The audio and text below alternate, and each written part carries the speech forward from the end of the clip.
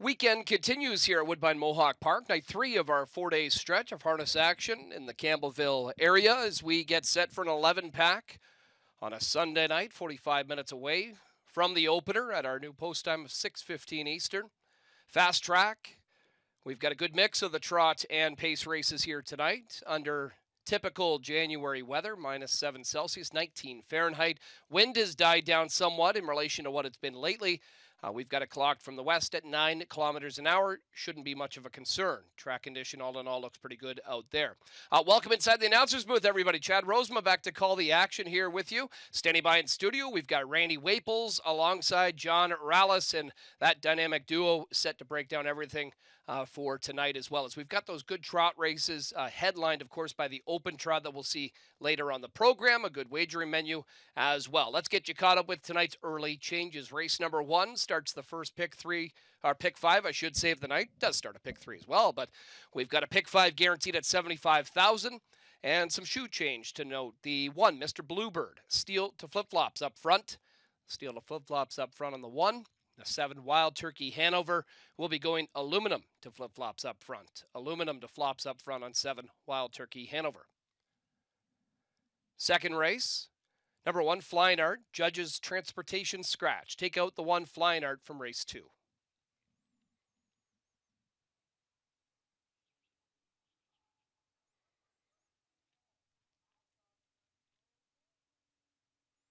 In race number 3, where we kick off tonight's early pick 4, scratch of number 1, Market Banker, due to sickness. Take out the 1, Market Banker, sick.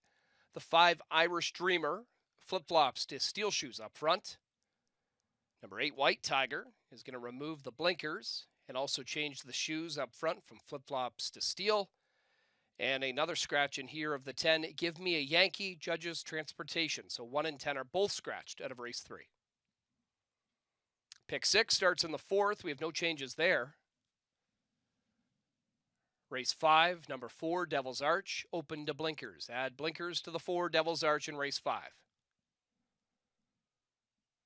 6th race, start of the late pick 5, 2, Mickey Ray, aluminum to steel up front. Aluminum to steel shoes up front on the 2, Mickey Ray in race 6. Race number 7, missing a chart line on the 4, Midnight Mood. Handful of horses on the card tonight. I believe raced at the Raceway in London recently. We'll start with the 4, Midnight Mood, race January 2nd at Woodbine Mohawk Park here. Had the rail with Trevor Henry driving in a nominal of 30,000 lifetime. We're not averaging $12.50 per start in 2025. Got away 6 at the quarter. Was on the move, still 6 at the half. Back in 6, still at 3/4 before finishing 6th. And defeated 16 lengths individually, timed at 157 and 4. The 6-horse Mock Impact, a Judges Transportation scratch out of that 7th race. Race 8, start of the late pick 4. Lots of changes here. Number 1, Better Be Home Soon, flip-flops to steel shoes up front. Flops to steel up front. Number 3, Sporty Bee, make the driver J.R. Plant. J.R. Plant to drive the 3, Sporty Bee. Number 4, Little Manny, is not missing any chart lines. However, the 7, Curious Cortez, is missing a chart line there. So let's get you caught up with that. Curious Cortez was at the Raceway Western Fair on January the 2nd. Nat Day drove from the rail. Numbers of 5,000 last 3 or 7,500 last 5. Was on a good track, 1 second variant. Got away 3rd. Was 4th and then 5th before finishing 3rd again, beaten 2.5 and individually timed in 2 minutes and 1. That was Curious Cortez on January 2nd at Western Fair. Additionally, in that 8th race, Honolulu Vacation will be driven by Daryl Thiessen. Daryl Thiessen will be driving Honolulu Vacation, the 10 there in race number 8. 9th race open trot is no changes. Race number 10, number 4, Ace 44 Daisy, steel to aluminum up front, steel to aluminum shoes on the front for number 4, Ace 44 Daisy. And the 11th and final, Jackpot High 5 carryover, more than 15,000. Number 2, Crystal Baller, scratch sick, take out the 2. And 10 Daisy is going to go flip-flops to steel shoes up front. That's what we've got for early changes on this Sunday 11 pack. 40 away from the opener. Downstairs we go. Sunday edition of Woodbine Racing Live. Here's Randy and John. Campbell still the best. 19 in a row. Campbell. Down the wire. Anthony Schiff wins the Simcoe Stakes. He's big, he's strong, and he has got it going on. Cup 25, Canada's horse. Some reach somewhere. Yeah, motivated on focus. There, off and pacing. This is the moment.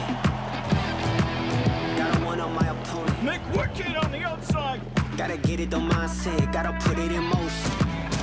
You gotta be kidding me. TCI wins the million. Game time that I'm coming in clutch. No hang time, and they can't keep up. The game's on the line. Seconds. Lean back.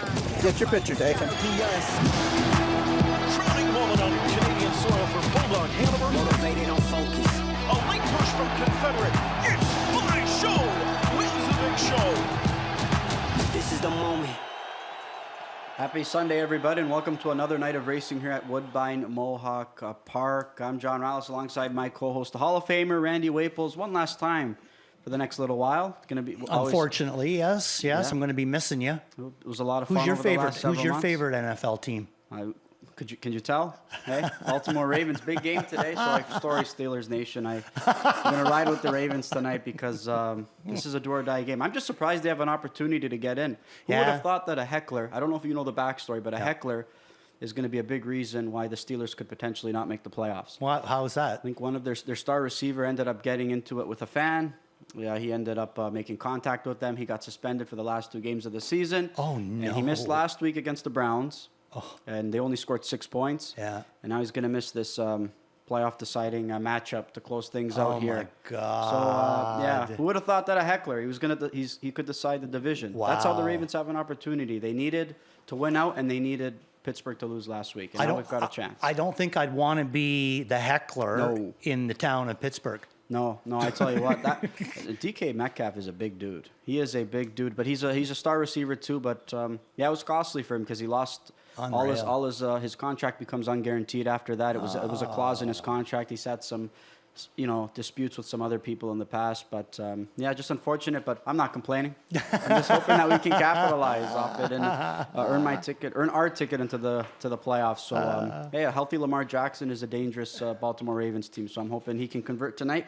There's nothing better. Making the playoffs is great. Winning the division is great. There's nothing better than doing that and knowing that we knock out the Steelers in the process. There you go. That's the sweetness. That's the gravy? That's the gravy. There you go. The gravy, Yeah. What's going to absolutely. happen now a few weeks down the road there? If you and our announcer there have to go head-to-head, his Broncos against your Ravens. Yeah, I'm hoping that doesn't have to be the case because they're a tough team. Yeah. They're a tough team. They are a good team. Yeah, they're a very, very good team. But that would be fun, a little bit of banter for a week, Chad and I being some enemies. Yeah. Who's your team?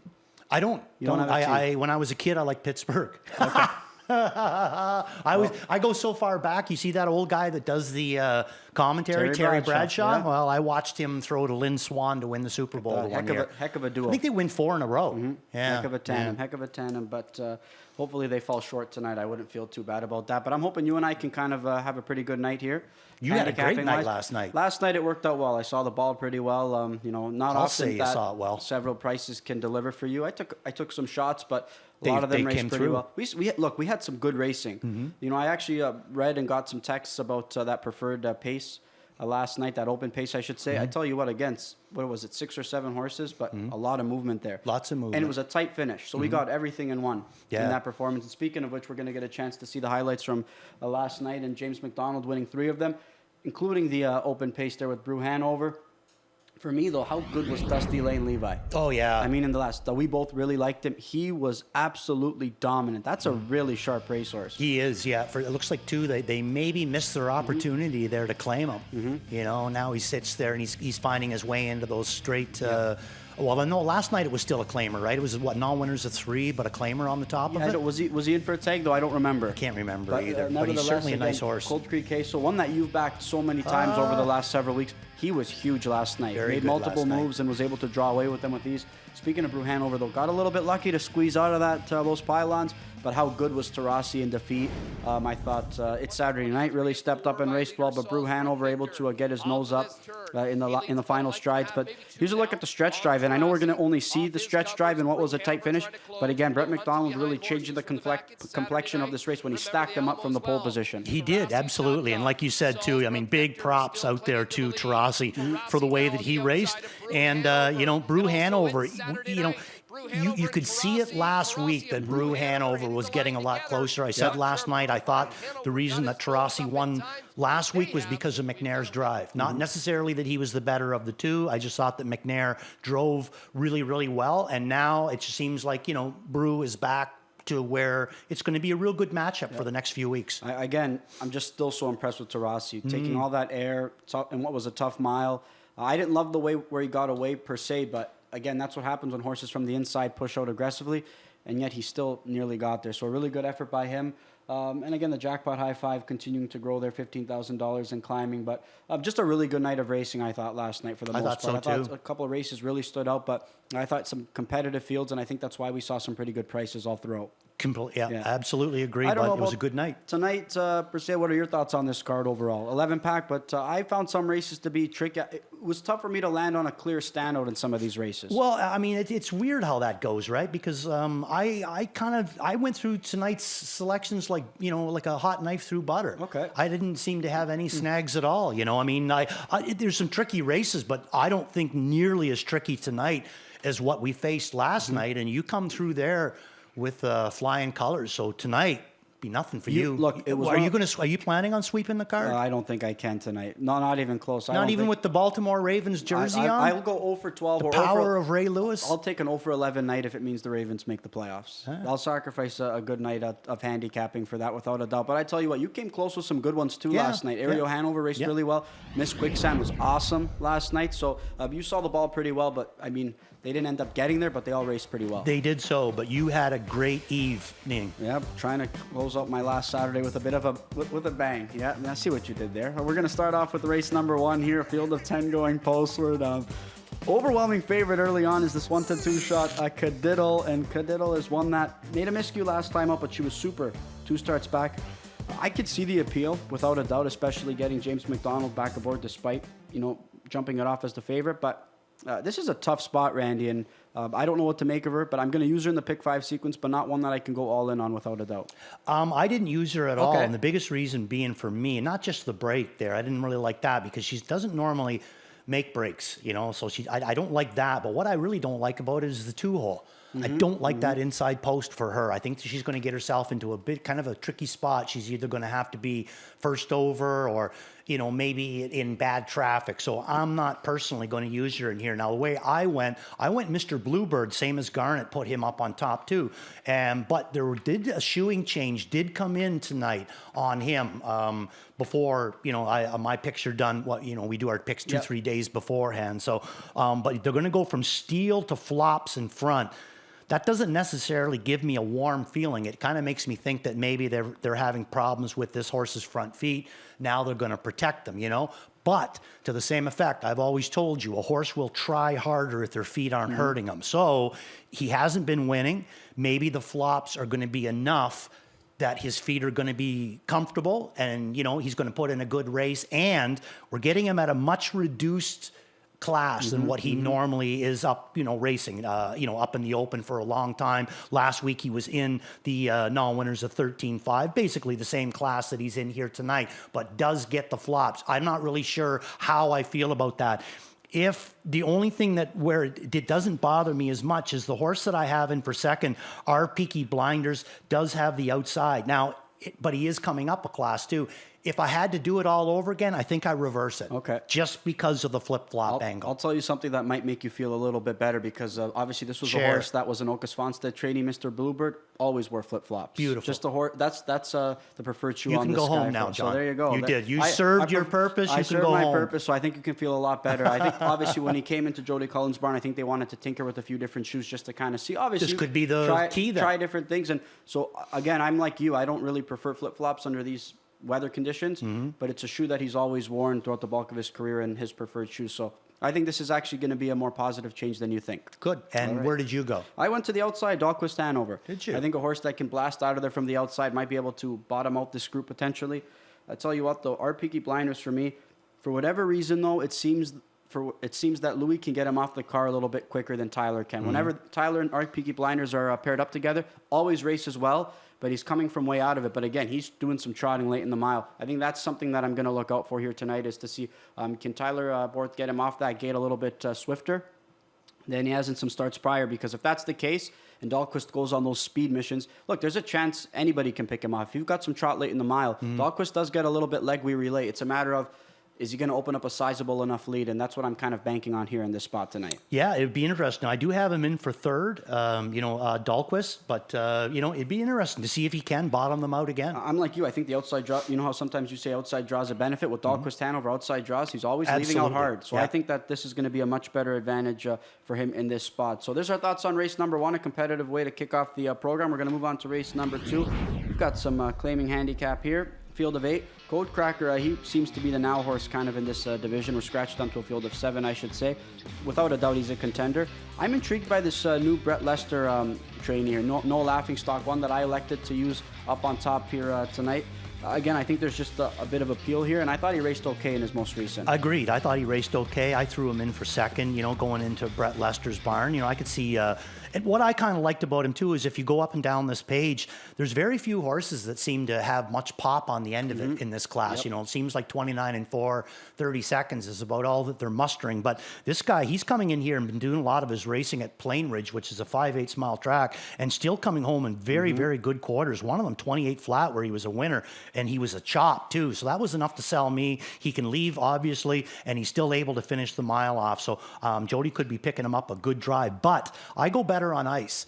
Second start, Lasix for him. Second start in the Greg McNair stable. Second start, or not the second start, first start McNair. So I kind of like him in here. I'm going to go that angle. He went from December the 7th to the 22nd, so missed 22 days on that cycle to get onto the Lasix program. Then raced, just an average kind of a mile. But again, I like the fact that they didn't overdo it with him. They didn't bust him out of there or anything like that. So I think that he could improve drastically, and I'm going to give him a shot. But the one that you like, I'm going to throw him in for second. No, they didn't bust him out of there, but again, a first over, I think, trip for Better on Ice last time. Does that worry you at all? No, Again, when you want an easier trip? It's the first part. It's the first part of the mile. Okay. Yeah, I don't mind. They can move them first over. They can move them three wide. Yeah. But when they wind them out of the gate, first start Lasix, there's a horse can bleed in the post parade. A horse can bleed in the morning just jogging.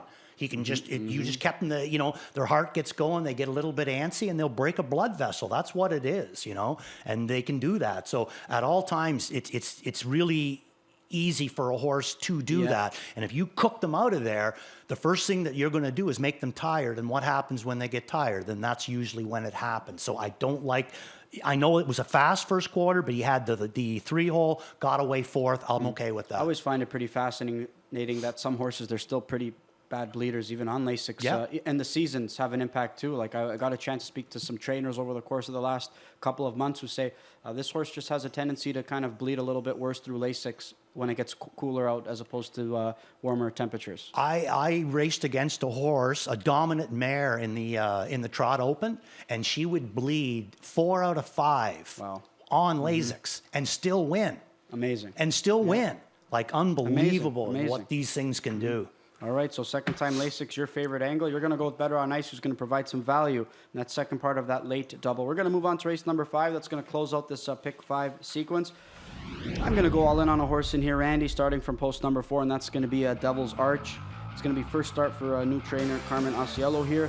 I thought that was a good effort last time out, though, Randy. My only concern for me was I just didn't love how he got around that final turn. And I'm hoping he can get around that turn a little bit smoother, but this is a really sharp racehorse, and I think we're going to see a pretty good effort from him tonight. Yeah, I think that they were just kind of whistling too much on that last turn at that time. I mean, if you look down, he's basically been trotting or third quarters in 29, and then he had to go, 28 and 4 in the second, and then 28 and 2, and then following up by 28. But I agree with you, John. This is the route that I'm going to go as well. I think that there's a really two what I would consider to be two extremely live horses. One from the outside, Ghostly Casper. He's going to start to, show his presence again. But Captain Vanya, to me, is really starting to trend into a big race. I see Trevor's elected to employ James tonight on him. Good choice. But let's take a replay. Look at the replay on Devil's Arch. And I'm going to say that he was locked in with all kinds on the end of it and never got to shake loose. Also, Carmen is sending in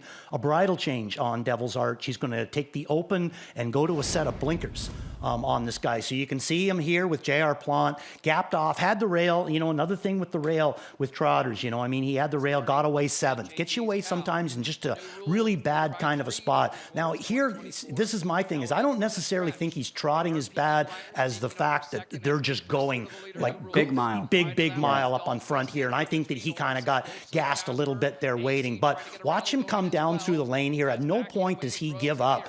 This guy, he just keeps coming. I've always liked this horse when the Jamesons had him as well. He's just been a real nice horse for everybody that's had him. And again, he just keeps coming forward. And look at JR's body language. At no point did he ask that horse to move forward. He did all that on his own. So I think that he's going to come into this much, much better as well. You and I teaming up yet again. I know we did it a couple of times last night, and we had some success going head-to-head with Garnet and Kevin. They're going to go the direction of Patriarch Hanover. I thought raced okay last time, out without a doubt, but I just prefer a couple of others in here, including Devil's Arch. I didn't really factor in Patriarch Hanover tonight. I think Ghostly Casper, he's a bit of a wild card in terms of what are we going to see from him off the car, and I think a horse like Sparks Fly can really impact what Tyler wants to do off the gate if Eddie's going to be, busting out of there from the outside draw. But I think Devil's Arch, for me, I'm just looking at this field from top to bottom. I like where he's going to be situated early on in that mile. And if he's been as sharp as he's been tonight over the last few starts, I say good luck beating him, in my opinion. Yeah, I agree. Yeah, for sure. Spartan General, we know he can put forth a good effort. But again,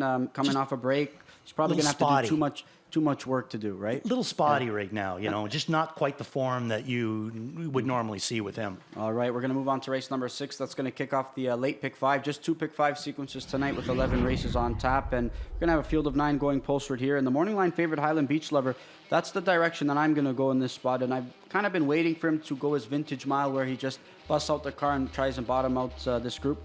He showed more life at the end of his mile last time out, Randy, than we've seen in ages from him. Yeah, I agree. And that's the route that I'm going to go to. So let's take a look at that replay, and you tell us what you're seeing out there, because my voice is getting tired. Let's take a look, see what we got. Because a lot of times we've seen Highland Beach Lover race up near the front. This one's one of these ones from off the pace. And I noticed too that Darrell had a choice and went back to him. We never really saw kind of that same level of life ever since he entered Malik Smith's barn. He was a little bit stale in some of those outings. Maybe took him a little bit of time to get acclimated to obviously the new surroundings. But I mean, Darrell's asking him, and he's moving forward, with intent. And this is a horse definitely that I think is sitting on a pretty big mile. It's just a matter of, I still don't want to be as far back as he was in this part of the mile in his most recent. But look at him, he's just flying. Whoa. Look at the ground he's gobbling up right now. So with an inside draw, I'm hoping, and again, you talk about drivers coming back for the second time off a great effort. James had a choice to drive him last time out, opted for a different rival. Darrell picks up this drive. Got acclimated with him last week in what was a good effort. I'm hoping we see something similar to what we saw last night, right? Style for a mile, pretty good for Darrell in start number 1. When he picked up that drive, she was very good. Start number 2. Unfortunately, just Caviar and Crackers not taking him where he needed to go. But this one, I almost would love if he just aired this guy out and just said, catch me if you Put can. him back on the front? Yeah, really? I would love it. Yeah? I'm good with however he wants to race him. The only, the one that kind of, bothers me a little bit in here is some of these horses from the outside. I think we've got a bit of quality with Major Fernco and Century Inspector, his other one. Or not his other one, not Carmen's other one. I'm so used to Highland Beach Lover being in Carmen's barn. It's a tough switch there. But I think that they're stacked up pretty good from the outside. And what about Tell It, Russ, Tell It? We got a horse that was actually doing well here in optional 40 claimers. Takes a lot of time off, obviously, only 3 starts last year. Comes back, but those 3 starts, although a 20 claiming condition at Flamborough, they're getting better and better, and obviously the talent is there. I threw him in for 3rd. And again, we've seen in the past some of the competition that he's taken on in the past, right? Some pretty good pacers here on this circuit. So I think he could definitely be a factor. I just don't know what to make of him in this particular spot tonight, but definitely one that merits respect. How about Lakers Bank adding Lasix? We know he's got speed, a 50-1 mark. So I think he's dangerous tonight. Yeah, I didn't see. That's weird, because I did use Russell Tellett, but I didn't use Lakers Bank. But I agree with you. First start Lasix for him. Bit of a stale date, but still interesting kind of a horse. I think that's the tricky part with some of these horses tonight is that we don't get the best dates because of the cancellations. So I think that's something that you have to factor in tonight and just have to hope that some of these horses are fit enough for good miles tonight. We're going to move on to race number 8 here tonight, and that's going to be a non-winners of 1100 class, a field of 10 going postward here, and this is a really, really good spot for Elliott Moose, Randy. I know things didn't work out for him last time out, left out of there aggressively, took some support, just never really had much to offer late in the mile. I would say he's the one to beat, but I don't necessarily trust him in this spot per se, but I think he merits a lot of respect. Don't necessarily trust him either because, he's just not a horse that wins, puts together a lot of wins, but I trust him in this class. I think that he's going to stand out in here. I really don't see anybody that bothers me in the least. There's a couple of horses in here that I consider to be okay, but nobody bringing to me the power that this guy brings. I know that it's kind of spotty, but horses like Elliott Moose, they have so much speed that when they get down into these bottom classes and that, they annihilate them. And they put 2 big races on their card, and it puts a lot of money on their card, gets them up into a class there where they struggle. And then when they get down in here, their lines kind of look like, but you always got to remember, like the reason that they were struggling was because they were in a class with too much money on their card, and they got that money from these bottom classes. So I think that this is his race to win in here. And we got a replay of Elliott Moose. So let's take a look at Elliott Moose on December the 27th. And he went into this race on a 2-week rotation. He had missed, did drop into the non-winners of 2,500, one class above this. He was bet down pretty good. A lot of people liked him, but like you said, it just didn't really work for him. He kind of got caught up in some fast fractions. They went to the half in 56, ended up going a mile in 53. Just an okay kind of a race, nothing that you're going to write home about. But now he drops even further, and I think that Travis is again, going to put this guy into play. My parting gift from you is having to see Montana Slim's replay yet again when he falls short at 21-1. Hey, that's your parting gift. Yeah. Guess what? He doesn't get there this time either. No, he doesn't get there. Oh man, one of these days, one of these days he'll get there. Yeah, for sure. I'm gonna have next Halloween. I'm not gonna have nightmares. I'm gonna have Montana Slim mares. Yeah, no kidding. Oh man, having to watch that replay over and over again a few times this week. But again, nothing, as you mentioned, maybe nothing to rave home about with the Elliott Moose. But you mentioned it. Dropping down, I think getting a little bit tired at the end of it. Again, it's going to help him. We saw it with Ario Hanover, right? Yes. Last night, again, different approach. Yep. I don't think we're going to see that kind of approach from Elliott Moose. I think if Travis wants to bottom out this group, he's definitely going to do just that. I threw him Better Be Home Soon, just on top. Just said, you know what? I'll give him a shot. I thought I went to Elliott Moose, but forgot that I went to the rail starter. Just figured, you know what? He missed a month. I thought that was an okay effort. Why not give him a bit of a whirl in this spot? But I know that Elliott Moose could be tough if he brings his A game. If he brings his A game, yeah he's definitely going to be the one to beat. Don't even think he needs to bring his super A game. No, I think he could be at 75%. All right, we're going to move on to race number 9 here. And we've got some nice trotters here in this $40,000 open. Really, really nice trotters, I should say. And you highlighted an effort. We were focusing on Devil's Arch, but we're going to be looking at new rules back in this class. 8-1 on the morning line here tonight. I think he's going to take some support, though, Randy, because I tell you what, that was a 52-4 mile last time out. Maybe he's moving up in class. So what? He's been here before. He's had success here before. He's one that I elected to make, I believe, my best bet or spot play. We'll get nothing close to that morning line, and I'm just going to ride with a racehorse that I think is going to be better off from a fitness standpoint than the rest of the group, in my opinion. Completely agree with all your assessments. Going to ask you a question, though. If Hasty Bid had a better date, do you still go new rules over top of Hasty Bid? I don't know. I don't think I do. And there's a chance that Hasty Bid definitely could have a nice trading mile in him without a doubt. But again, Where did you put Hasty Bid? In for second. Me too. Yeah, in for but second. If it's changed, you got to give it more thought. Yeah, I think I go Hasty Bid. Yeah. Hasty Bid, if his date is good, no matter what class that he's in, if he can launch himself out of there and get himself into the 2 or the 3 hole, boy, oh boy, the movement that he brings on the end of it there is absolutely stunning. The pop that he can show on the end of it. So I threw him in for second too. I think the stale date is enough to do it for me. Yeah, and again, I think this is just a razor sharp racehorse right now. Again, a 52-4 mile. I mean, that was a viciously good mile. Yeah, in his most recent you don't victory. have to see the sweep of the top 2. But again, that's why I think we're not going to see anything close to that 8-1 morning line, only because everybody going that direction, coming off that 52 mile. He could even be the favorite in this spot potentially. I wouldn't be surprised. But Hasty Bid, you mentioned him. How good is he right now? I mean, the fact that he was able to work it took him a few starts to work his way back up to the Open and not just be a player in there, like to be a main factor each and every week. I mean, he's racing really, really good. Racing really good against Logan Park. Yeah. You know? That's the ability that Hasty Bid's been able to kind of maintain all throughout. Yeah, absolutely. I mean, just probably the greatest my MVP out there would be my guess. That's I mean, just closing in on $800,000. A quiet 800K. That's right. Chad's mentioned it numerous times, just quietly creeping up to that mark. Inching closer to that $1 million in career earnings. Big shout out to Paige McDonald. I mean, carrying that baggage of James all that time and still ended up putting up 800. How good is she? Making him look real good. I'd say. You saying Hanover, the one that I also want to highlight, removing trotting hopples tonight. I think that's very intriguing. Nice win for him in that class last time out. But again, racing really well with those with that set of equipment. Certainly not hindering him. I wonder if we can unleash a little bit more speed now. Well, normally that's the way that it works, but I'm more cautious of the fact that they're taking the trotting hobbles off, and he's drawing the rail. Okay. And has a bad date. I'm going to take a wait and see. Yeah, that's why I put him underneath tonight. I'm with you. Want to take a wait and see approach and see how he responds racing without the set of trotting hopples. But really good group going postward in race number 9. We're going to move on to race number 10, and that's going to close out that late pick 5. Morning line favorite going to be the 5-horse My Only Sunshine. I just looked from top to bottom, Randy. I mean, the fact that she showed gate speed last time out, how do we beat her? Yeah.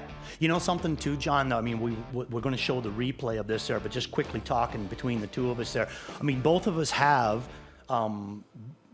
many, many times gone on when we pick a horse and tried to express to people out there, if they're in these 8,000 claimers, there is a huge difference between a straight 8 claimer than an 8,000 condition claimer. We've said this over and over again. It's a huge difference. If you see a horse winning an 8,000 claimer, make sure it doesn't say CD on the end of it, meaning condition. It's completely different than an 8,000 claimer that just says CLM or HP on the end of it. That's a straight 8. They usually go for a little bit more money. Now, My Only Sunshine, who's my all-in bet tonight, has been racing in the straight 8s all along. Last week, and she's been getting beat, finishing 3rd, racing okay.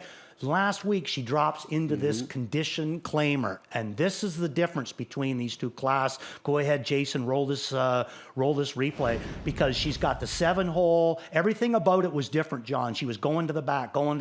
Now, he knows that, too, from racing these horses, Travis. He is one sharp little cookie. He absolutely barreled this thing out of there, and watch what she does to this class of horses compared to what she was doing with 8,000 claimers. I know it's a little bit of a lecture, but I just wanted to find that right opportunity to say this is the difference between these two classes. You know, if she's in a straight 8, I don't know if she can pull this off the way that she's racing, but look what she's doing, and look at the body language on him. Absolutely. I mean, just again, a vicious mile there, just the easiest of winners, and I'm expecting another similar performance here tonight. But look who she was taking on in some of those outings prior, right? Job Hunter, how consistent has she been? Fancy lettering. Moving up in class and still racing so well, Job Hunter. So a great reference point there. I can't really make the case for anybody else personally. No, not really. Right. There's not. I mean, the rest of it, there's a little bit of a crapshoot. I was a little disappointed in Century Alexis, I can tell you.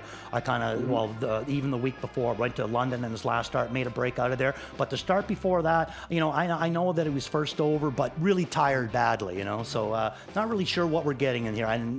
He did go into the 8,000 claimer at London, but made a break, so we didn't really get any kind of a reference. All right, a sweep of 5s yet again here in race number 10. Case is closed. We're going to move on to race number 11 to close out this Sunday night program. We've got a field of 10 going postward here. I think we actually were scratched onto a field of 9. I believe Cristobal is out. Yep.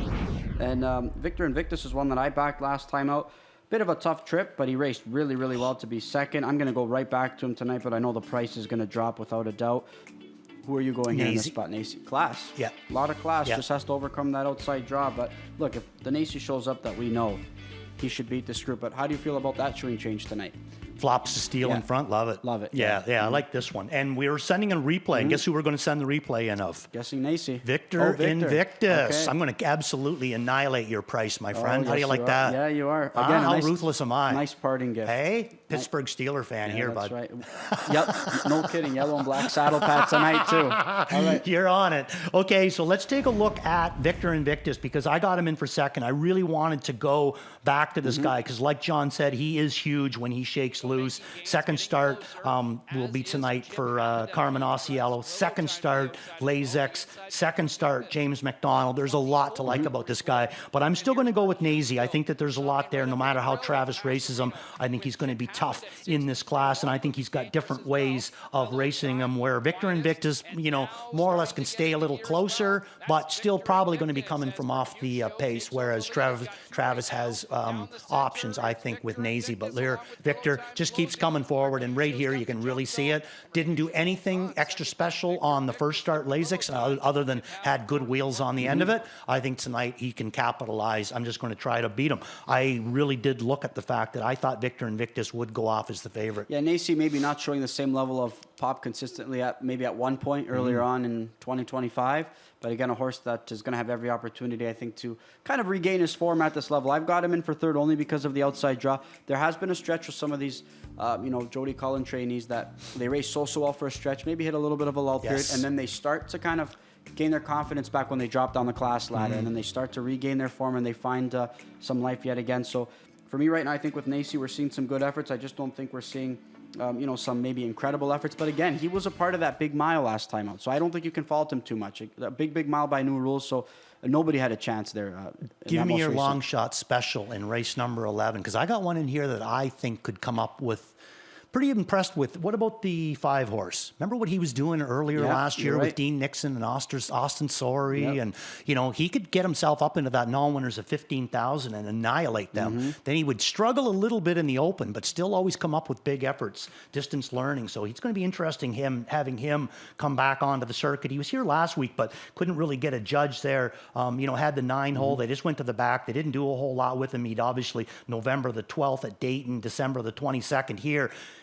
Brady Gallier in town, probably going to be looking to start his year off pretty good with a win. Especially on the big track. He's had some success over the last couple of weeks at the big tracks. Good leaving speed at one time, too. Big distance learning. Oh, yeah. Yeah. But again, you have to figure that he's going to be even tighter now. Obviously, having missed a month, having shipping in from Ohio, had to start from the 9-hole, likely just needed a tightener over the big track. And I agree with you. He's definitely one that I think could be a bit of a bigger player here. But Peel Rainbow Dash for me, speaking of long shots, again, camera shy, but one that I think can pick up the pieces late in the mile. She showed some leaving speed last time out, broke in a pretty cozy spot, but I think if we see the vintage Peel Rainbow Dash, she'll get a good piece tonight, I think. Yeah, my only thing with her is I really, really like it, and this is going to sound horrible if you're betting a horse, but I like it when they do nothing with her in the first 3/4 of a mile, and then they just let her hoover, because if they do that, it seems like she can wheel off a last quarter in 26 and 4, and that is dangerous in this class. It's why I always, whenever she's in a spot where it looks like she's going to take support, I just try and play against her, because there's going to need a lot of things to go her way in order to get. She's going to race well, right? But I don't want to, leave it to chance, right? I mean, there's traffic trouble that could take place. There's so much that could happen in a race. But Pale Rainbow Dash, one thing that we always know, she's got some good wheels on the end of it, and I think we'll see that tonight. All right, let's look at some multi-leg tickets, Randy, and let's look at your pick 5 sequence. Curious to see where you went in the opener here. Okay, well, there you go. All right. Obviously, race 4 was a bit of a struggle for me. The other ones there, I thought it wasn't too bad. I mean, there's one race where I think I can kind of maybe get a bit of a price, couple races. So in the first race, I'm going to go Bluebird and our Peaky Blinders in there. In the second race, Better on Ice, second start Lasix, No Laughing Stock. In race number 3, it's going to be Perfetto and Muscle Fashion. I think that's pretty logical in there. Now, here's where I had to go big in this, 8,000 condition claimer. I used a lot of numbers in here, but I think one of them could come off as a bit of a long shot in there. My top play is going to be Papiamento for McNair in the middle of the gate, and then I single Devil's Arch in race number 5. So that's the way I see it. Cost of for $156. I've got one single in. It's the same single as you, Devil's Arch. And the opener, I'm going to go 289 to open things out. Race number 2, just going to go 4 and 8 for me. I'm intrigued with No Laughing Stock. I feel pretty good about Code Cracker. Same 2 for me in race number 3. Randy Perfetto brings a lot of class, but the only question mark is the stale date. And you know, with Muscle Fashion and James McDonald, how good is that pairing together? And a good draw to work with. That's the advantage over Perfetto tonight, I'd say. True, but in your time here, have you ever seen Dagfinn bring a horse in that's going to be well meant, missing bad time that doesn't put up a good effort? He definitely. That's what I find. I used to leave his horses off when they came in with bad efforts, and he beat me every time. So I don't do it anymore. I went 3 deep in race number 4, though. I know that's a tough race. I went race credit. DM Snakes Pliskin. I think that this is one that intrigues me just a little bit coming back to the big track. And I'm with you, Papiamento. I think Doug and this guy is going to get along just fine tonight. And then Devil's Arch, all in on him. Pick 6 sequence. Let's look at your ticket. Okay, so went a little lighter in race number 4 in this one. I just went with the 4 picks, the 2, the 5, the 6, and the 7, and then here come the singles. Race number 5, singling Devil's Arch. Race number 6, singling Highland Beach Lover. Race number 7, singling Forefather. That's going to be a tough one to get through, but I think that he's the class of that field if he can just keep his feet underneath him. Race 8, I start to go really, really deep in here, using Elliott Moose as my top pick, but 3 other ones as well. And then in race number 9, New Rules, going to use him as my top pick, but also going to throw 4 other ones in there. I like New Rules in here. I just think that there can be a case made for every single one of them. Couldn't agree more there. All right, just look at your pick 6 ticket, and we're going to look at some late pick 5 ticket ideas as well to close out the show here. And all button in race number 9. Again, you talked about the talent and the ability with that group going postward in that signature trotting event. I think you should feel pretty good about that single in race 10, I'd say. Yeah, I would have to think that it's not a bad single at all. You know, My Only Sunshine, I think she's much the best. Forefather. Single for 4. Oh, 4. Yeah. I didn't realize that was the new single. Yeah, okay, that's what I mean. Let's talk about that one. Well, I understand he made the break last week, but didn't you like him last week? I used him in, yeah. Okay, but he was taking support. He got bet down to 4-1. Obviously, he was well meant. He got tired out the week before. Billy Davis raced him in front. You don't often see Forefather racing in front. I like that. And then he comes out, and to me, he just looked like he was really hot the whole race, just really, really uncomfortable, you know. And he ended up getting doubled up and making a break there, and doing absolutely nothing. But then coming back, and Carmen's going to put him in an 8-11 claimer. It's been a while since I've seen Forefather in an 8,000 claimer. A horse with a mark of 49. I know it's a while back, but I think by doing this and the fact that he aired him out 2 starts ago down to the half in 54 seconds, I think that he can race him, in a 7-horse field. He can sit last and then just smoke right around them. I think so anyway. All right. I honestly think because he's a little bit grabby and warmer, or it's looked like it the last couple of starts, because it looked like Billy just let him rattle off the card 2 starts back, and then like you mentioned, he tried to keep him in a hole, and then he put in a step, which we've seen from him in the past. He has a tendency sometimes to stick his toes in, right? But little funny. Yeah, but definitely a lot of speed. We know that for sure. But late pick. All right, late pick 5 ticket. There's my ticket ideas as well. So some thoughts there on the Sunday night program. Again, some races I've got a strong opinion on. Some races I find to be a little bit tricky. But let's look at your plays of the night, Randy, and I have a feeling we heard about some of them already. Yeah, that's right. Okay, so worth a look is going to be in race number 2, and that is going to be Better on Ice. Second start, McNair. Second start on the Lasix program. In race number 5, it's Waples Watch, Devil's Arch, Locked In Journey in his last, switching Barnes tonight too. All In is going to be My Only Sunshine in race number 10, and then my beat the favorite is going to be Nazy. I do not see him going off as the favorite in there. All right, like your 4-pack there.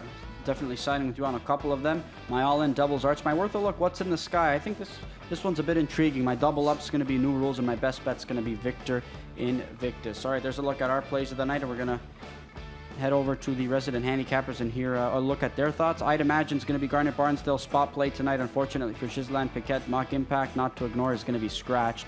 Kevin Plaucha with us as well. Spot play is going to be New Rules. Like I said, that Dave Maneri trainee going to take plenty of support this evening. We're a couple minutes away from the start of the Sunday night program. We've got 11 races on tap, and Randy and I are going to be with you guys all night long. Good luck.